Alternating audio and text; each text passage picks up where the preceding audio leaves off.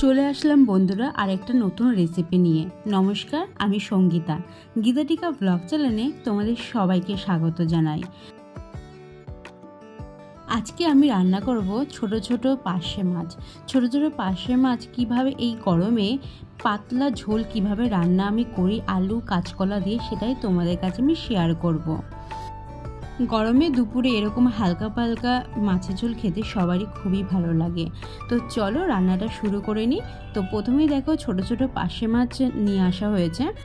পার্শে মাছগুলোকে নুন হলুদ মাখিয়ে নিয়েছি। তারপরে দেখো মাছগুলোকে এক এক করে ভেজে নিচ্ছি।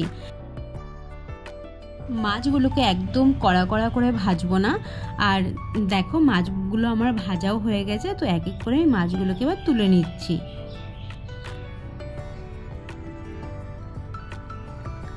তো তারপরে একটা কড়াই বসিয়ে নেব। আর রান্নাটা আমি না করবো পুরো সর্ষের তেলে।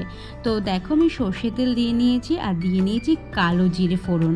কালো জিরে ফোড়নগুলোকে ভালো করে ভেজে তারপরে আমি আলু আর কাঁচকলা টুকরো টুকরো করে কেটে নিয়েছি, সেইগুলো আমি তেলের মধ্যে এরপরে দিয়ে ভালো করে ভেজে নেব।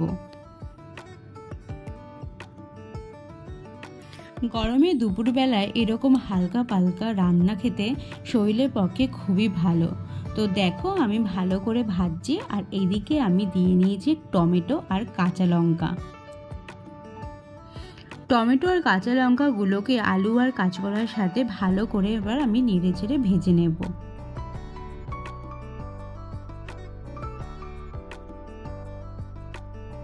অন্য একটা প্যানের মধ্যে আমি দেখো বড়িগুলোকে লাল লাল করে এরপরে ভেজে নেব। বড়ি দিয়ে মাছের ঝোল খেতে খুবই ভালো লাগে।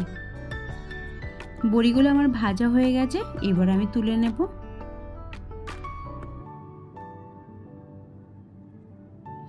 এইদিকে দেখো আমার আলু দিয়ে কাঁচকলা ভালো করে ভাজা হয়ে গেছে।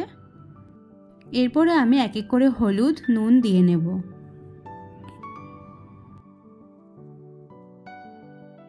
ভালো করে এবার নেড়ে চেড়ে নেব আমি। বন্ধুরা ভিডিওটা দেখতে দেখতে লাইক করতে একদমই ভুলে যেও না। তোমাদের একটা লাইকই আমাকে আরও এগিয়ে যেতে সাহায্য করবে। দেখো আর এইদিকে আমার আলু কাঁচকলা টমেটোটা ভালো করে ভাজা হয়ে গেছে। এরপরে আমি পরিমাণ মতো গরম জল এর মধ্যে দিয়ে দেবো।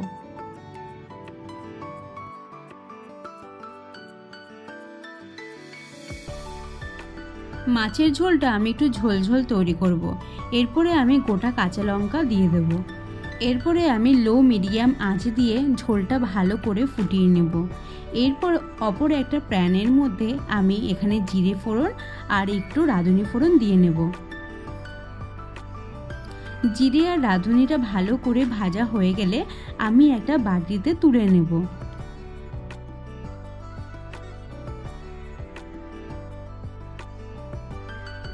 এরপরে একটা হাতার সাহায্যে আমি রাঁধুনি আর জিরে ফোড়নটাকে ভালো করে ম্যাশ করে নেব। দেখো আমার ম্যাশ করা হয়েও গেছে। আর এইদিকে দেখো আমার ঝোলটা ভালো করে ফুটে গেছে। এরপরে এই ঝোলের মধ্যে থেকে দুটো তিনটে আলু আমি তুলে নেব এবং সেগুলো হাতার সাহায্যে ভালো করে ম্যাশ করে নেব। আর তারপরে আমি এই ঝোলের মধ্যে দিয়ে দেব। আলুগুলোকে একটু ম্যাশ করে দিলে ঝোলটা একটু গাঢ় হয় আর খেতেও ভালো লাগে। এরপরে ঝোলটা আমার যেহেতু ভালো করে ফুটে গেছে, এরপরে আমি মাছগুলো দিয়ে দেব। ভাজা মাছগুলো এক এক করে ওর মধ্যে আমি দিয়ে দেব।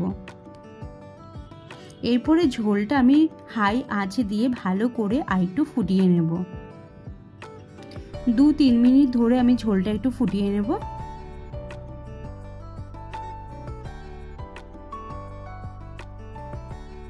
নতুন বন্ধুদের আমার চ্যানেলে স্বাগত জানাই। তোমরা এভাবেই আমার সাথে থেকো, এভাবেই আমার পাশে থেকো। তোমাদের সাপোর্টই আমাকে আরও এগিয়ে যেতে সাহায্য করবে। এরপরে দেখো ঝোলটা আমি ভালো করে ফুটিয়ে নিয়েছি। আমার ঝোলটা ভালো করে ফুটে গেছে।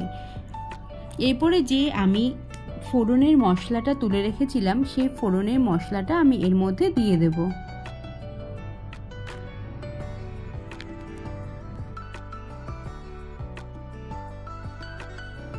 গরমের দিনের এই হালকা পালকা রেসিপিটা তোমাদের কেমন লাগলো অবশ্যই কিন্তু কমেন্টস করে জানিও।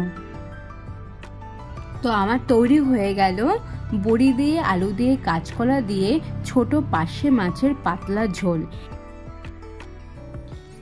খাবারের পাতে যদি একটু গন্ধরাজ লেবু আর কাঁচা লঙ্কা থাকে, আর যদি একটু কাঁচা পেঁয়াজ থাকে, তাহলে তো রান্নাটা আরও বেশি জমে যাবে।